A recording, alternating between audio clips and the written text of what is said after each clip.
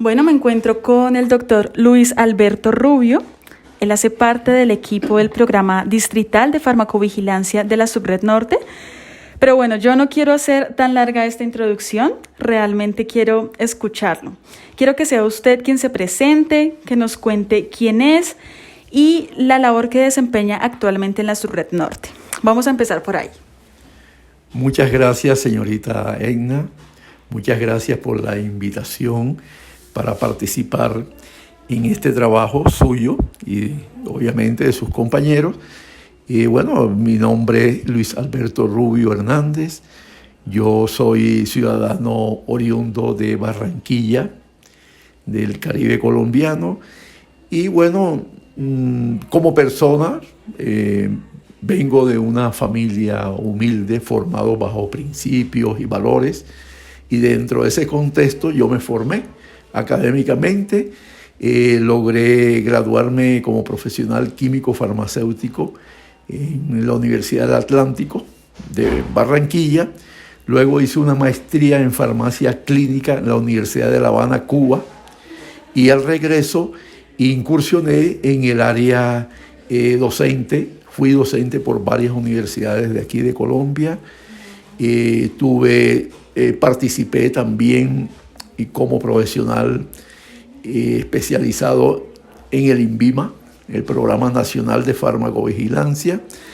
Y luego de eso me invitaron también a apoyar al Programa Distrital de Farmacovigilancia desde sus inicios en el nuevo proyecto de vigilancia intensificada, farmacovigilancia y seguimiento a las intoxicaciones.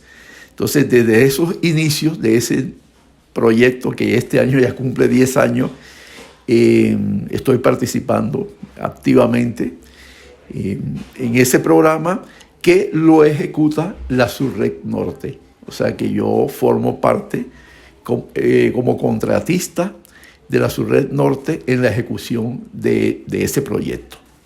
Maravilloso, doctor Luis. Bueno, hoy vamos a hablar de los adolescentes. ¿El doctor Luis es padre? ¿Tiene hijos adolescentes? Preadolescentes, están casi adolescentes. Ok. ¿Ellos tienen celular? Sí. ¿Cómo es la relación de ellos con estos aparatos electrónicos? Bueno, de todas formas, hoy en día es muy difícil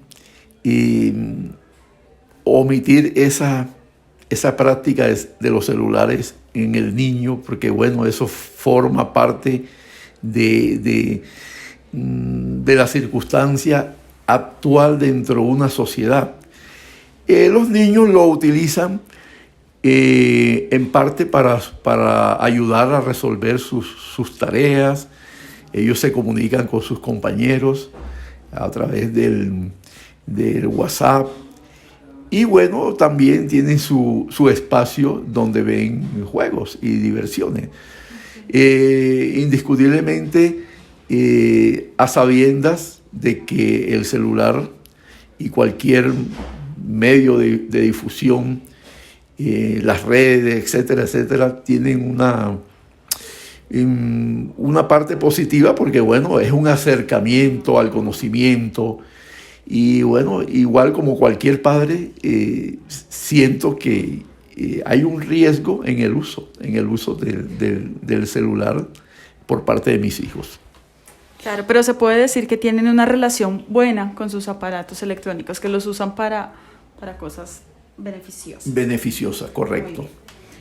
Doctor Luis, en el tiempo que usted lleva desempeñando su labor en la Subred Norte o independientemente en el campo pedagógico en el que también me mencionaba, ¿se ha encontrado con casos en los que haya evidenciado riesgos y problemáticas de salud en los adolescentes generados por el uso del celular y del Internet? Bueno, yo me voy a circunscribir me voy a referir netamente a lo que está relacionado como mi trabajo como especialista en farmacovigilancia.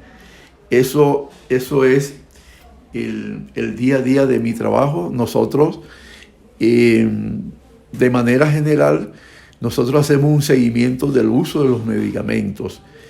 fundamentalmente en cuanto a su seguridad y en cuanto a su efectividad.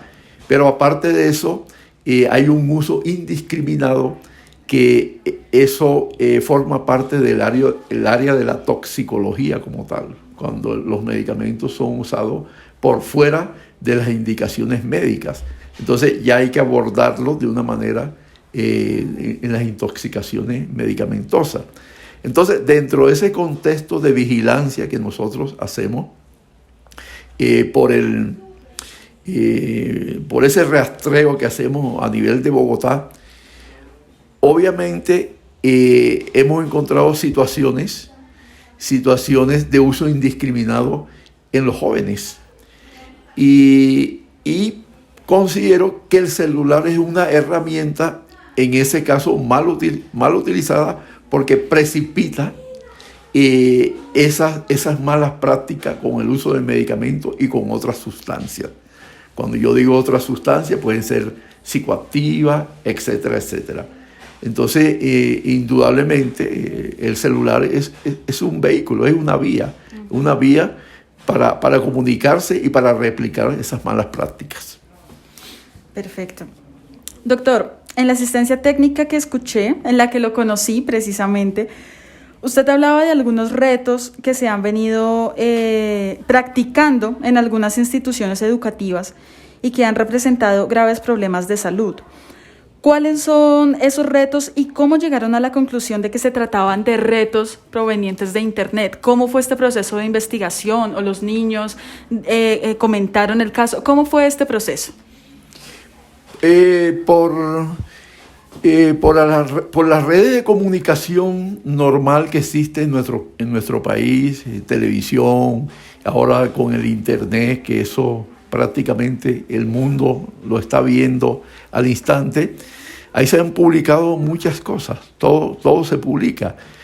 Pero finalmente, como nosotros somos un programa distrital de farmacovigilancia adscrito a la Secretaría de Salud, las notificaciones llegan en algún momento. Entonces, eso por los medios y por notificaciones puntuales directamente de un colegio o de cualquier persona que lo quiera notificar. Pero básicamente esa información sale a la luz pública. Entiendo. Y en cuanto a los retos, ¿cuáles han sido? ¿Cuáles fueron esos retos que se presentaron en las instituciones educativas? Sí, la lista es innumerable. Incluso pensaría yo que hay un subregistro. Yo le puedo hablar de lo más conocido o de lo más reciente. Uh-huh. Por ejemplo, se conoció el reto de la ballena azul, que tiene que ver básicamente con unos retos que finalmente llevan a los jóvenes al suicidio, prácticamente. Eso de conocimiento público. También tuvimos un conocimiento de retos con el acetaminofén. Entonces, esos son retos que los jóvenes quieren probar el uso del medicamento en unas dosis, en una sobredosis, a ver qué pasa. Y entonces, ¿qué sucedió? Por farmacología, el acetaminofén es un medicamento hepatotóxico. Entonces, se recibieron casos de fallos hepáticos pulmonares en algunos jóvenes por el reto del acetaminofén. Una situación muy terrible. Otro reto, el más reciente, con el sildenafilo, que consiste en que los jóvenes trituran las tabletas de sildenafilo y, bueno, las mezclan con bebidas gaseosas y la dan a tomar a los demás compañeros y a ver qué pasa, a ver quién tuvo mayor erección en caso tal de que sean hombres. Pero más allá de eso, ahí se corre un riesgo grave en salud, que es una patología denominada priapismo, y eso tiene unas consecuencias muy, muy deleterias, pues, para la salud de cualquier ser humano.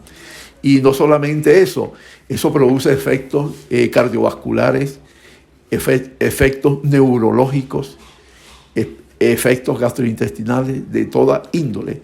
Entonces, eso es una situación muy delicada en salud. Hay otros retos, por ejemplo, el reto del frutiño. Y el del frutiño incluso en niños. Ese frutiño, ahora, más allá de tomarse toda la cantidad de frutiño, entonces la inhalan para ver qué sensaciones experimentan.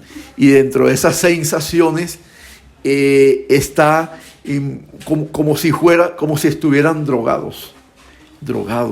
Y entonces, terrible. Entonces eso lo filman, hacen videos de eso y se los pasan entre redes a ver qué le pasó al otro niño dentro de su misma inocencia, sin saber las consecuencias terribles. Otro reto conocido últimamente, ahora a raíz del uso del uso de medicamentos en la pandemia en la que estamos pasando todavía, el gel antibacterial, que es un medicamento netamente diseñado para uso tópico, con fines terapéuticos, claro, para producir una desinfección y para contrarrestar de alguna manera la contaminación. Entonces, ese reto también ha sucedido en colegios. Hay niños que se lo han tomado. Se lo toman sin saber que ese gel antibacterial es una preparación que tiene un vehículo alcohólico. El gel antibacterial tiene un 70% de alcohol. Ni siquiera es el alcohol de la cerveza o del ron, sino el alcohol antiséptico como tal. Y entonces también ha generado efectos del sistema nervioso central, efectos gastrointestinales a los niños, y igual bajo la misma mecánica de filmarlos a ver qué pasa. Imagínense un niño ebrio, borracho, y además que el alcohol es un hepatotóxico, puede a la larga generar un efecto dañino en el sistema hepático. Entonces, y así sucesivamente, creo que esos son los mayormente conocidos de práctica a nivel escolar y a nivel de colegios. Y a nivel Colombia, porque vemos que muchos retos vienen del exterior, pero estos retos por lo menos yo no los había escuchado y es netamente a nivel Colombia. Esto es una señal de alarma, es preocupante. Sí, los retos, yo diría que los retos toda la vida han existido, desde que el ser humano es ser humano, por la curiosidad humana, ha hecho cosas toda la vida. Yo recuerdo una vez que yo estaba dando una charla por allá, por la costa, por el departamento de Sucre, por allá. Yo recuerdo una vez que, uno se compenetra con la gente, con el público, y ellos hablaron en aquella época del Viagra costeño. Entonces, tomaban hojas de toronjil, usted sabe que es una hierba aromática, ajá, y la disolvían en alcohol. Y entonces, y ya después de eso se lo tomaban y ellos contaron en ese momento que sentían un placer, que esto de tipo sexual y eso. Y yo solo como para poner un ejemplo, pero toda la vida han existido. Lo que pasa es que ahora, con el advenimiento de las redes sociales, eso se ha disparado, porque se adopta todo lo que se ve en el mundo entero. Por ejemplo, ese reto de la ballena azul, eso viene de Rusia. Un estudiante de psicología que quiso como que sus ideas raras, experimentarlas, y así sucesivamente. Son retos importados. O sea que ahorita mismo estamos en una explosión de los retos con el advenimiento de las redes sociales. Eso se ha multiplicado logarítmicamente, pero toda la vida el ser humano por curiosidad, pero ahora con esa facilidad se propaga muy, muy rápidamente. Claro, y de alguna manera se puede decir que estos adolescentes lo hacen por querer llamar la atención, por querer ser reconocidos en redes, por querer ser populares de alguna forma. Exactamente. dentro de su inocencia y dentro de su mentalidad adolescente, quizás ellos no miden las consecuencias. Ellos a lo mejor se sienten que, por ejemplo, en el caso de los varones, más varones por el hecho de asumir un reto, y las niñas igual. Lo que tú bien dices, como identificación de grupo, este grupo es más entrón, es más bravo porque estamos haciendo ese reto. Claro. Ellos quizás lo enfocarían por ahí, porque no creo que aunque pueden haber intentos suicidas, es posible. Pero bueno, Edna, de todas maneras, esta es una opinión muy particular. Ya cuando estamos hablando del uso del celular, quiero hacerte la claridad que el área de mi experticia es el mundo de los medicamentos. Esto es ya el manejo del uso de los celulares, el manejo de las redes, tiene una connotación muy social, muy psicológica, que hay expertos para abordarlo. Ya en esta parte del manejo, ya, vuelvo y te repito, es un concepto muy particular como el de cualquier persona, para que lo tengas en cuenta. Claro que sí. Doctor, me llamó la atención al principio de la entrevista. Usted nos comentaba que también se había desarrollado en el ambiente pedagógico.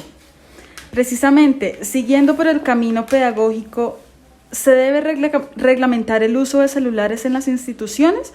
¿O cuál sería la estrategia para mitigar estos casos de problemáticas ocasionados por el uso excesivo del celular dentro de un contexto pedagógico? Ok, yo hago la salvedad. El contexto pedagógico mío es transmitir conocimientos. Pero en mi recorrido como docente nunca abordé esa temática. Eso más que todo se ha disparado de un tiempo para acá. Entonces te voy a dar una opinión netamente personal. Yo considero que la estrategia educativa indiscutiblemente a través de la historia y a nivel mundial siempre ha sido una abanderada. Todos los problemas sociales se afrontan y se resuelven con la estrategia educativa. Todos los problemas, ya sean sociales, problemas sanitarios, es el componente educativo, ese no puede faltar nunca. Y ese componente educativo tiene que liderarlo el mismo Estado colombiano a través de sus canales, de sus medios de comunicación. Entonces yo considero que ellos deben liderar esa parte e inducir a la buena práctica para que la comunidad, sobre todo la juventud, que es el futuro del país, vaya por un buen camino. Entonces, yo pensaría, personal, el Estado inicialmente, el entorno familiar, porque muchas veces de esos retos también se dan cuando hay un entorno familiar frágil. O sea, cuando el niño es vulnerable a todo lo que le rodea. Se lo digo por experiencia propia. Yo he vivido en barrios populares y he visto de todo, consumo de psicoactivos, de marihuana, y nunca cedí ante esa tentación porque tenía una formación familiar muy fuerte. Entonces considero que el entorno educativo es muy fuerte, es como una coraza. Y considero indudablemente a través de los colegios, a través de algunas acciones particulares, individuales, a través de fundaciones, eso que ustedes están haciendo, que están proyectando. O sea que ese es un problema social que tenemos una corresponsabilidad todos podemos aportar. Pero sí, el espacio educativo definitivamente es un arma. Exacto. Sí. En este punto, doctor, para usted, ¿cuáles son los conflictos propios de la adolescencia? Es una pregunta muy difícil, sí, muy amplia y tiene muchas aristas muy complejas para su abordaje. Y bueno, muy personal. Yo considero que la adolescencia tiene unos conflictos multifactoriales, pero bueno, indiscutiblemente viene del hogar. en la medida en que un hogar esté fraccionado, esas barreras, esa coraza que le dije, está muy frágil, es muy susceptible a acceder a cualquier tentación. Me parece definitivamente la familia es lo primero. El niño es el resultado de un entorno familiar. Y yo considero también, muy personal, que se ha perdido un poco también la espiritualidad del ser humano. Nosotros, por lo menos, crecimos, fuimos formados dentro de unos principios morales, de unas creencias, de comportamiento basada en un ser superior que nos rige y nos dirige. Yo creo que eso se ha desviado un poco también, esa parte, esa espiritualidad. Y bueno, la adolescencia, eso es terrible. Eso es un tema, la verdad, muy, muy, muy complicado. Y me parece a mí que las redes sociales han precipitado todo eso. Por ejemplo, nosotros en nuestra sociedad vivimos una problemática que es el bullying. Entonces, el bullying toda la vida ha existido, pero hoy en día el bullying llega a precipitar un suicidio de un niño, de un joven, porque no resiste. Es tanta la burla que llega el niño a quitarse la vida. Terrible. Entonces, bueno, la adolescencia, los problemas de la adolescencia es propio de la misma adolescencia, de su naturaleza humana, de ese cambio hormonal que tiene el adolescente como tal, de esa interrelación de seguridad que tiene con sus padres. O sea, eso es, la verdad que es un mundo supremamente amplio. Pero si lo quiero resumir el problema grande de la adolescencia para mí es esa fortaleza, esa coraza que debe tener para afrontar todas las dificultades del entorno que lo rodea, sea el entorno académico, sea el entorno social y sea el entorno familiar. Exacto. Bueno, teniendo en cuenta este canje del que le he mencionado en nuestro proyecto, en la ruta del corto, dejemos de lado su adicción a los juegos, dejemos de lado su adicción al celular, dejemos de lado su adicción a estos retos, ¿no?, que pueden ocasionar graves problemas de salud, que pueden poner en riesgo su vida, y permítase conocer que el aparato que tiene en sus manos puede servir para un sano entretenimiento y para la realización de un cortometraje, que finalmente es el objetivo de nuestro proyecto. ¿Usted qué opina de la ruta del corto? Mira, Edna, yo te digo una cosa, en la vida, desde que el ser humano existe y desde que las sociedades existen, se han creado paradigmas. Toda la vida, desde que el mundo es mundo. Sin embargo, la misma historia ha demostrado que los paradigmas se pueden romper y se pueden enfrentar y se pueden desintegrar también. Pero para romper los paradigmas hay que trabajar muy fuerte. Hay que cambiar el pensamiento humano, la estructura humana. Y eso se consigue indiscutiblemente con la educación, la parte educativa. Por ejemplo, yo quiero romper el paradigma del hábito de fumar. Eso se puede romper. Y de hecho, Colombia yo creo que ha mejorado en esa parte a través de las campañas educativas. Los paradigmas se rompen. Entonces, ahorita mismo ustedes están planteando un canje. Entonces, yo me pregunto acá, si la juventud accede, es víctima de esa influencia de las redes, es un ser humano que ha recibido esa influencia y ha actuado bajo esa influencia. Entonces, ¿por qué no una corriente contraria con unos objetivos bien claros, como los que están planteando ustedes? Están planteando otra acción, porque el ser humano hablando ahorita mismo de los jóvenes, él accede a lo que la vida le ofrece. Él accedió o está accediendo a eso, pero porque quizás no ve otro camino. Quizás piensa que es el único camino para estar a la moda. Pero ustedes lo que están es planteando una nueva opción. No, señor. Le estamos planteando una nueva opción, un canje. Eso los está destruyendo a ustedes. Lo está induciendo a un mal camino. Yo le propongo esto, porque esto sí le garantiza a ustedes un futuro profesional, un cambio siempre hacia una vida saludable dentro del punto de vista académico, mental, emocional.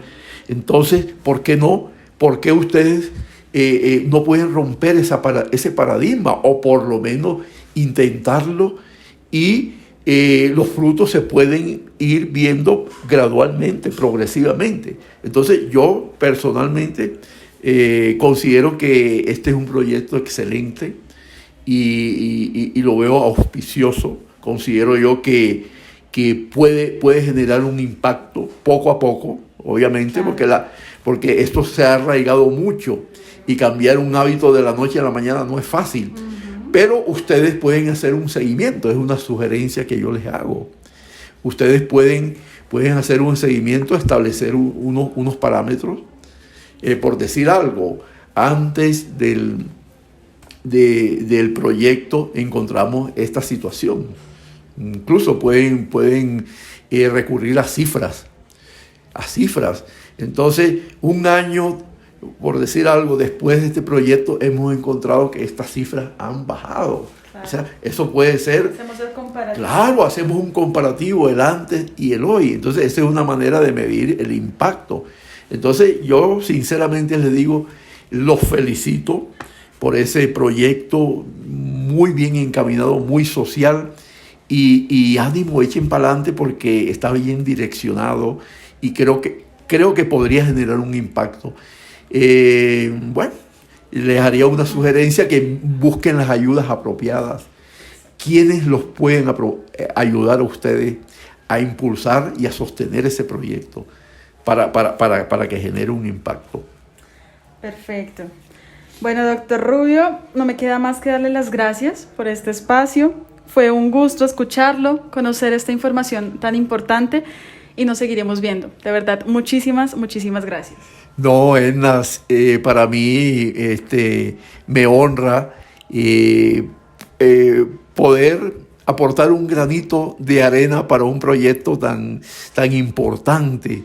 Y bueno, les deseo el mejor de los éxitos. Muchísimas gracias, siempre atento para lo que ustedes necesiten. Mil gracias. Muchísimas gracias.